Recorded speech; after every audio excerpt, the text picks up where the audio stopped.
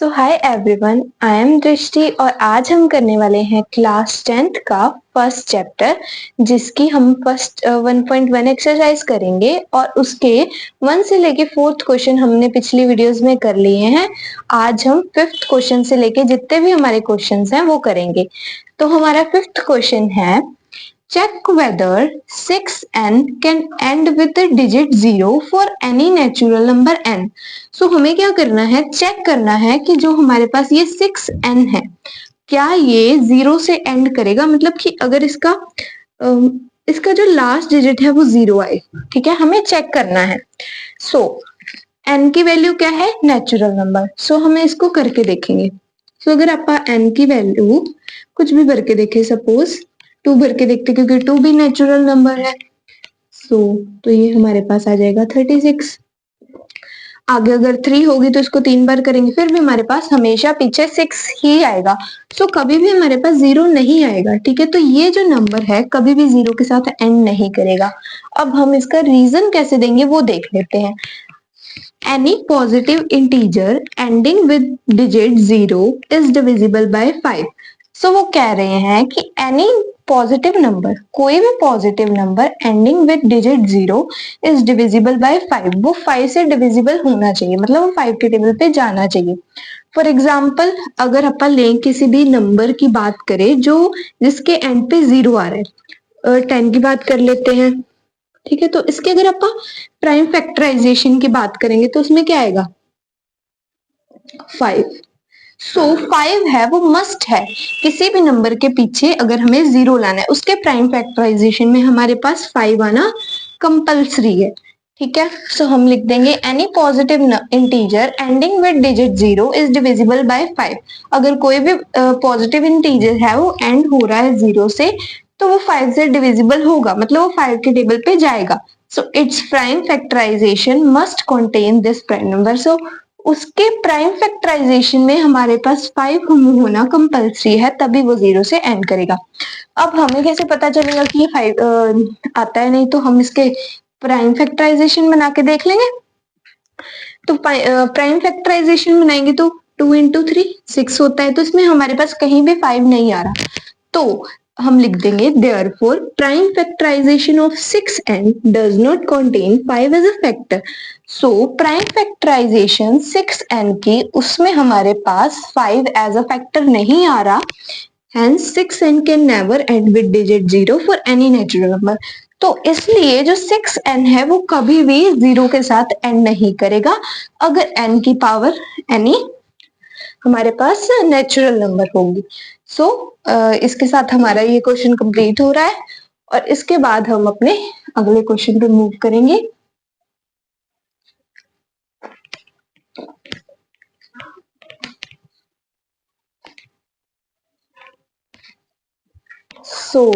अगले क्वेश्चन पे चलेंगे।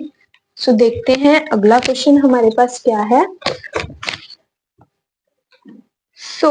हमारे पास अगला क्वेश्चन है एक्सप्लेन वाई। एक मिनट स्टेटमेंट लिखती हूँ। हमारे पास ये नंबर दिया गया है, ठीक है, हमें एक्सप्लेन करना है कि ये जो नंबर है वो कंपोजिट नंबर क्यों नहीं है। ठीक है, हमें क्या करना है, एक्सप्लेन करना है कि ये जो नंबर है वो कंपोजिट नंबर क्यों नहीं है। सबसे पहले हम इसको सॉल्व करेंगे। हमने इस नंबर को देखा, एक बात समझ लेते हैं कि कंपोजिट नंबर्स क्या होते हैं। कंपोजिट नंबर्स, ठीक है, एक नंबर्स होते हैं हमारे पास प्राइम। प्राइम नंबर्स क्या होंगे, जो अपने टेबल पे जाएंगे और 1 पे जाएंगे, जैसे 3 है 5 है, ये किसी और के टेबल पे नहीं जा रहे। और कंपोजिट नंबर जो 1 और नंबर इटसेल्फ के अलावा भी किसी नंबर पे जा रहे हैं। फॉर एग्जांपल 4 ले लें तो 4 अपने पे भी जाएगा, 1 पे भी जाएगा और 2 पे भी जाएगा। जिसके 2 से ज्यादा हमारे पास फैक्टर्स होंगे, ठीक है, वो हमारा होगा कंपोजिट नंबर।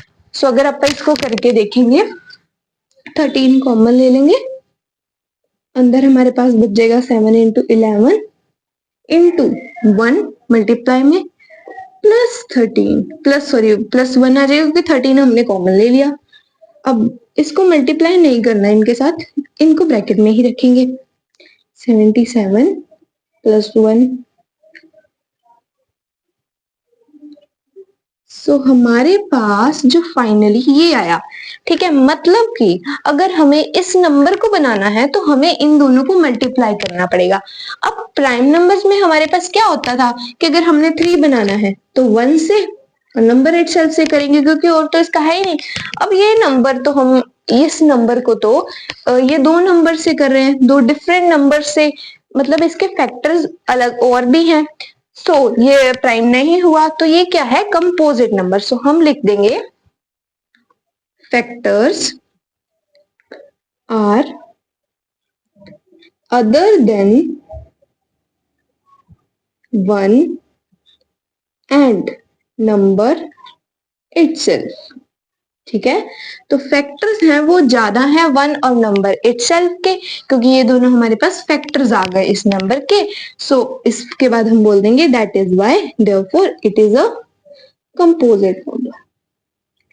इसलिए हमने बोल दिया कि ये क्या है, कंपोजिट नंबर है, और ये ही है इसका करेक्ट सॉल्यूशन है। इसका हमारे पास 13 ये बाहर कॉमन आएगा, ठीक है, तभी हम बोल पाएंगे कि ये दोनों को अगर अपन मल्टीप्लाई करेंगे तो हमारे पास ये नंबर बनेगा जो इसको सॉल्व करके हमारे पास आने वाला है। तो अगर आप प्राइम नंबर्स को करते हैं तो उनका तो कुछ इस तरह से बनेगा, है ना, मतलब 1 होगा और नंबर इटसेल्फ होगा, लेकिन इनमें तो डिफरेंट डिफरेंट आ रहे हैं, तो that is why it is a composite number.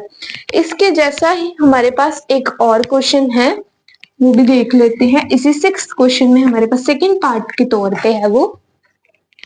सो हमारे पास है 7 into 6 into 5 into 4 into 3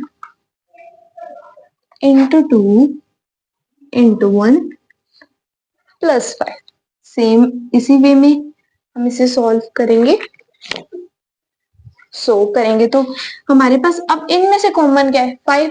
5 common ले लेंगे, 7 6 1 आ जाएगा 5 की जगह पे, 4 3 2 1 प्लस 1, क्योंकि 5 की जगह हमने लिख दिया। अगर आप इसको सॉल्व करेंगे तो हमारे पास अप्रोक्स ये वैल्यू आएगी, +1 कर दिया, ठीक है। सो हमारे पास बचा ये। सो अब इस नंबर के भी दो, मतलब इस नंबर के भी नंबर इटसेल्फ, अगर यहाँ पे 1 होता तो आप बोल सकते थे कि अगर आप इसको मल्टीप्लाई कर रहे हैं तो हमारे पास ये नंबर बन रहा है, बट यहाँ पे 1 नहीं है, यहाँ पे डिफरेंट डिफरेंट 2 नंबर्स आ रहे हैं। तो इससे आप सेम रीजन लिख देंगे कि factors are other than 1 and number itself. ठीक है, so that is why it is a composite number. ठीक है, सो इसी के साथ हमारा ये क्वेश्चन भी कंप्लीट हो रहा है। एक बार देख लेते हैं दोबारा। 5 हमने कॉमन लिया था क्योंकि 5 यहाँ भी आ रहा था और यहाँ भी, तो हमने 5 को बाहर ले लिया, इन सबको अंदर लिख लिया, और ये हमारे पास सॉल्व करके वैल्यू आई थी तो हमने लिख दिया। तो हमने इससे बोल दिया कि फैक्टर्स हैं वो इसके, वो 1 और नंबर इटसेल्फ से ज्यादा है, मतलब 2 से ज्यादा इसके फैक्टर्स हैं, तो इसलिए ये हमारा नंबर है वो क्या है, कंपोजिट नंबर है हमारे पास। सो अब नेक्स्ट क्वेश्चन की तरफ चलेंगे। 7th क्वेश्चन है हमारा,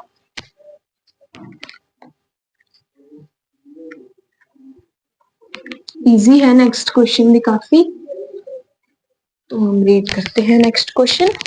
सो next question is there is a circular path around a sports field. ठीक है, एक सर्कुलर पाथ है अराउंड अ स्पोर्ट्स फील्ड। हमारे पास एक सर्कुलर पाथ है, ठीक है, स्पोर्ट्स फील्ड है ये, जिसमें सोनिया टेक्स 18 मिनट्स। सोनिया ने कितने मिनट्स लिए हैं, 18 मिनट्स, ठीक है, एक राउंड लेने में, ठीक है, to drive 1 round of the field. इस पूरी फील्ड का एक राउंड लेने में सोनिया ने 18 मिनट्स लिए हैं। While Ravi takes 12 minute for the same. While जो हमारे पास रवि ने कितने लिए हैं, 12 मिनट्स, ठीक है। सो रवि ने हमें हमारे पास कितने लिए हैं, 12।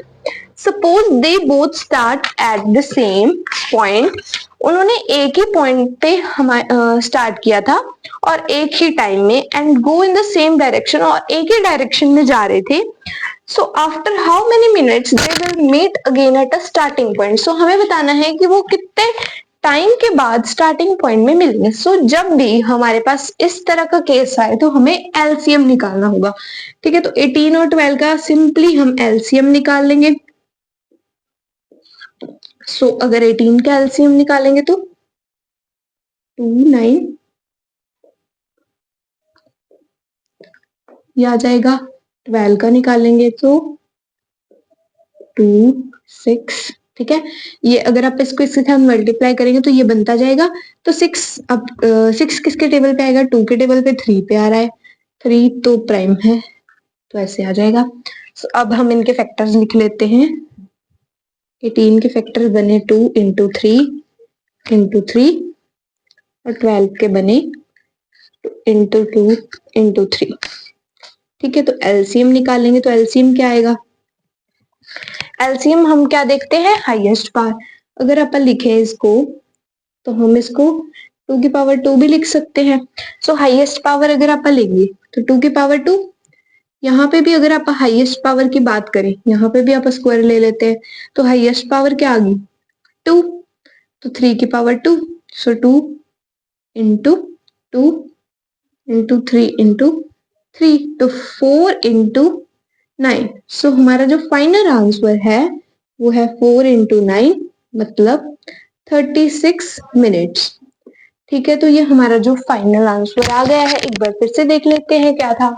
सोनिया थी वो 18 मिनट्स ले रही थी, रवि था वो 12 मिनट्स ले रहा था। जब भी इस तरह का केस हो कि हमें निकालना है कि किस पॉइंट पे वो मीट करेंगे, या कई बार हमारे पास क्वेश्चन आ जाता है कि 2 बेल थी, एक बेल इस टाइम पे, मतलब दोनों बेल सेम टाइम पे बजी, पर वो इतने उसकी आवाज सुनाई दी, तो मतलब वो उनकी मीटिंग पॉइंट क्या था उनका। ठीक है, सो इस तरह के क्वेश्चंस भी आ जाते हैं एग्जाम में। सो इसको आप कैसे निकालते हैं? एलसीएम। सो एलसीएम निकाला हमने 18 का। सो 18 का एलसीएम आया था, अगर अपन 2 पे देखें तो 2 के टेबल पे 9 पे आ रहा है, 3 पे, और इस तरह से ये हमारा आ गया था। 12 में भी 12 2 के टेबल पे 6 पे आ रहा था, 6 2 के टेबल पे 3 पे आ रहा था, और 3 प्राइम था तो एज इट इज आ गया। और अब हमने इनके फैक्टर्स लिख लिए। फैक्टर्स हमने कैसे लिखे थे वो एक बार मैं आपको दोबारा बता देती हूँ ताकि कंफ्यूजन ना हो। सो 2 हमारे पास था एक बार, ठीक है, 2 को एक बार लिख लिया। 3 था 2 बार तो इसकी पावर को 2 लिख लिया। अब ये हमारे पास था 2 बार, और ये तो कॉमन चीजें देखो, ये कॉमन है। इसकी हाईएस्ट पावर देखो, इसकी पावर 1 है, इसकी 2 है तो 2 लिख लो। इसकी देखो, इसकी क्या है? कॉमन चीजों का ही लेना होता है हमें हाईएस्ट पावर, तो इसकी भी 2 थी। तो इस तरह से अगर इसकी भी पावर 2 थी, इसकी भी थी, तो हमने आगे जाके इनको सॉल्व कर दिया। ठीक है, सो इसी के साथ हमारी ये एक्सरसाइज भी कंप्लीट हो गई है। और अगर आपको ये वीडियो अच्छी लगी हो तो please like and subscribe. Bye.